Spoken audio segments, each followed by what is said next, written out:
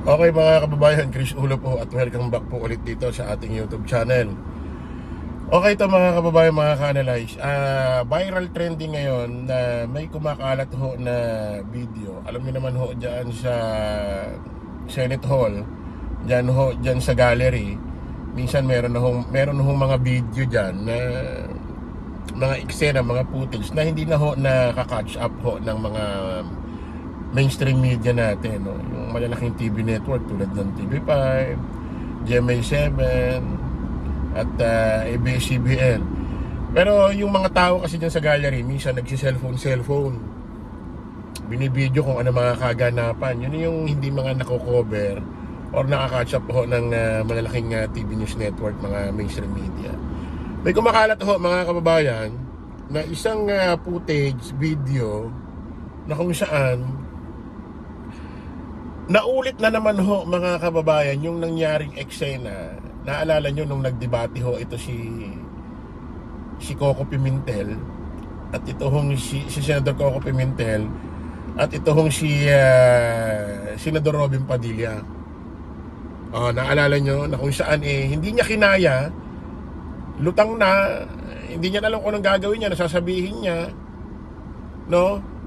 Humihingi na siya ng tulong doon sa mga staff niya, tauhan niya yata, o mga abogado niya doon na nakaupo sa gallery, na nasa likod niya lang na para pagka natanga siya, kumbaga natanga siya, naging lutang, makakahingi agad siya ng tulong.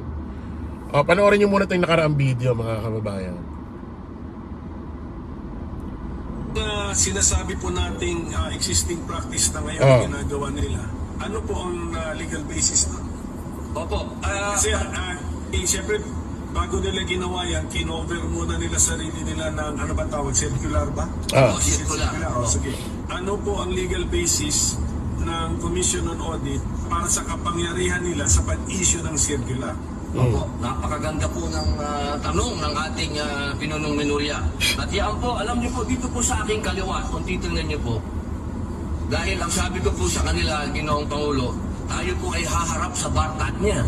Bartat natcher. Mathematician pa. Kaya kailangan po battery ng mga auditors ang kailangan po natin dito sa kaliwa. Ano?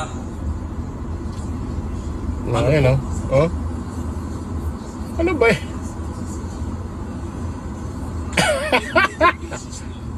ano ba Section 2 ng Konstitusyon. Ano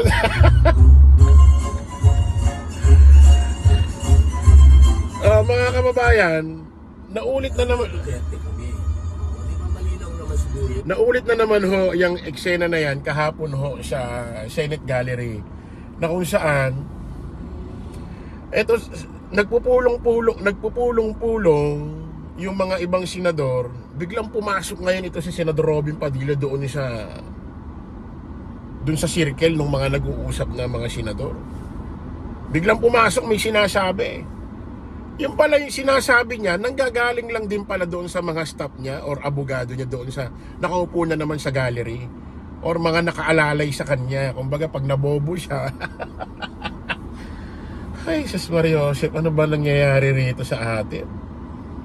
Isipin mo, Senador Robin Padilla, uupo ka dyan bilang hukom, bilang judge, na kung saan ikaw mismo hukom pero walang alam.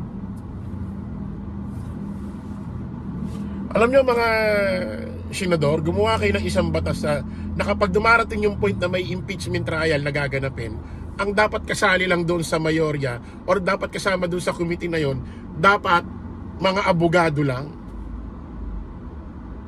Para kung maging hukom ka man, maging judge ka naman, hindi nakakahiya, hindi nakakatawa sa taong bayan. Isipin mo, magiging judge ka, magiging hukom ka sa impeachment trial hearing na kung saan magiging hukom, magiging judge ka, ikaw mismo hindi mo alam ang batas. Wala kang alam. So paano ka magiging hukom, paano ka magiging judge sa isang bagay na hindi mo ikaw mismo alam? Wala kang alam. Only in the Philippines. Yeah. Naulit na naman. Tingnan niyo yung eksena na yan. Tingnan ito.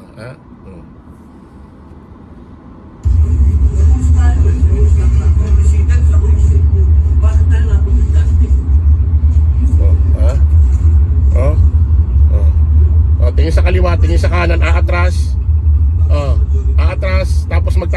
sa gallery. Oh. Tapos may binulong, tapos babalik. Oh? Oh?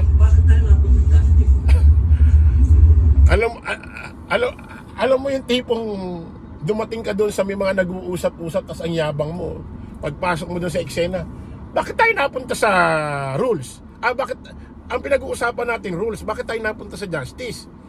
Isipin mo, alam mo yung papasok ka ng ganun, akala mo galing talaga sa utak mo yung sinabi mo, yung minungkahi mo doon sa mga nag-uusap-usap. Yung pala hindi naman pala galing sa'yo. Galing naman pala doon sa mga staff mo. Galing naman pala doon sa mga abogado mo. Ano yan? Ano ba yan? Tapos, tumingin-tingin sa kaliwa, tumingin-tingin, siguro nagmamatsyag siya, nanakaw siya ng sandali, pupunta siya doon sa gallery, magtatanong na naman siya. Tapos babalik. Ano yan? Bawat salita mo, manggagaling doon sa staff mo, doon sa gallery na nakaupo, nakaabang sa'yo, na para pag natanga ka, naging bobo ka. Laging may magbibigay ng tulong sa'yo. Ano mo yun, yung hindi mo alam, babalik ka sa gallery. Tapos babalik ka na naman doon sa mga nag-uusap. Tapos babalik ka na naman sa gallery. O, tingnan mo, oh.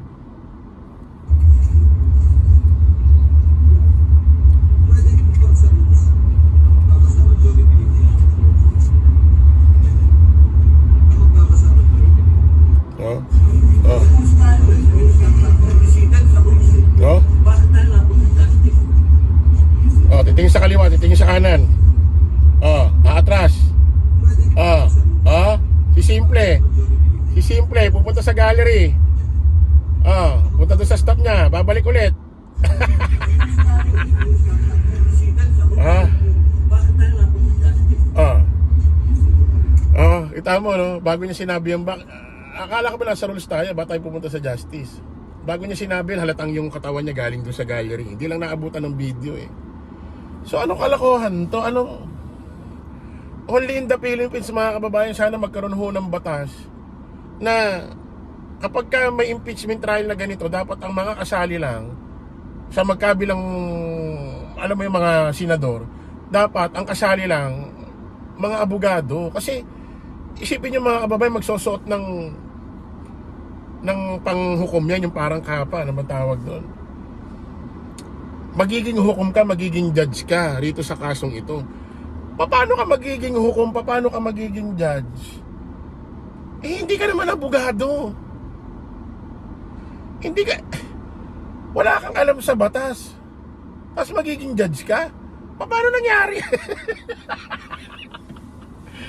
Paano nangyari to? Paki-explain niya mga prosecutor, piskal, mga abogado rito sa Pilipinas, mga judge hukom dito sa Pilipinas. Paano mangyayari ang isang senador magiging judge, magiging hukom sa isang impeachment trial, eh siya mismo walang alam sa batas? Hindi ba nakakatanga? Hindi ba nakakatanga yun? Oh. So, ewan ko, tapos sabi niya pa, nung nakaraan, kahapon, may video siya, ano sabi niya? Kahit daw masunog siya, kahit sunugin daw siya, ay mangangamoy Rodrigo Roa Duterte siya. Ano connection nun sa impeachment trial at magiging judge hukom ka doon sa impeachment trial? Ano connection nun? Una, Senador Robin, hindi pinag-uusapan dito ang loyalty check kung gaano ka ka-loyal sa mga Duterte. Ang hindi pinag-uusapan dito gaano mo sila kamahal. Ang pinag-uusapan dito, katotohanan. Kayo ang magiging tulay para malaman kung may katotohanan ba talaga ang pinaparatang kay VP Sara na graft and corruption at iba't iba pang mga elements of impeachment trial ni VP Sara. Kayo lang ang magiging tulay para maipakita yan. Pero hindi nyo gagawin yan para sa sarili nyo. Gagawin nyo yan para sa amin. Kunyari lang na, ibig sabihin, kayo ang nandyan, pero para sa amin nyo ginagawa yan. So, para sa inyo, ano connection mo na sasabihin mo na, pag sinunog ka, mangangamoy Rodrigo Roa Duterte ka. Para sa inyo, anong connection nun? Ha? Paano connection nun? At saka, sabihin na natin mahal mo si Digong. Oh, mahal na mahal mo si dating President Rodrigo Roa Duterte. Ibig sabihin ba, pag mahal mo si Digong, yung anak niya kahit talagang lalabas sa investigasyon, sa gulong na investigasyon, lalabas talagang may ginawang katiwalaan sa OBP at sa DepEd, ibig sabihin, no convict ka pa rin sa kanya, ang boto mo pa rin, no? Ganun ba ang ibig mo sabihin? Inulit ka, ginagawa yan hindi para sa relasyon mo bilang sa mga Duterte. Ginagawa nyo yan, kaya nyo gagawin yan, kaya nyo nga nila live yan hindi recorded para maipakita nyo walang ginagawang pagdidelete, pagbubura sa mga usapan. Gagawin nyo yan para sa taong bayan, para sa amin. Hindi nyo gagawin yan para sa inyong mga sarili. Kayo lang ang nandyan, kayo lang ang humaharap, kayo lang ang nagsasalita dyan, pero kayo ang tulay para maipakita nyo kung ano ang tama at mali, anong katotohanan sa nangyaring pondo, confidential fund sa OBP at DepEd para sa taong bayan, hindi para sa sarili nyo. Naintindihan mo, Senador Robin? Ha? Sayang yung mga pamapamada mo dyan. Sayang yung mga plat-plat ng bigote mo dyan, yung magandang barong mo, palakad-lakad mo, yung papogi-pogi mo dyan. Sayang kung wala namang laman din yung mga ginagawa mo, mga sinasabi mo dyan. Tapos ang gulo pa ng privilege speech mo. Gumawa ka ng draft resolution. Pero sabi mo sa privilege speech mo kahapon, gusto mo due process. So paano ma-due process ang isang impeachment trial kung gusto mo na agad i-draft, gusto mo na agad ibasura, gusto mo na agad i-dismiss without wala namang nangyayaring litis, wala namang nangyayaring hearing? Ano ba talaga? Ang gulo mo.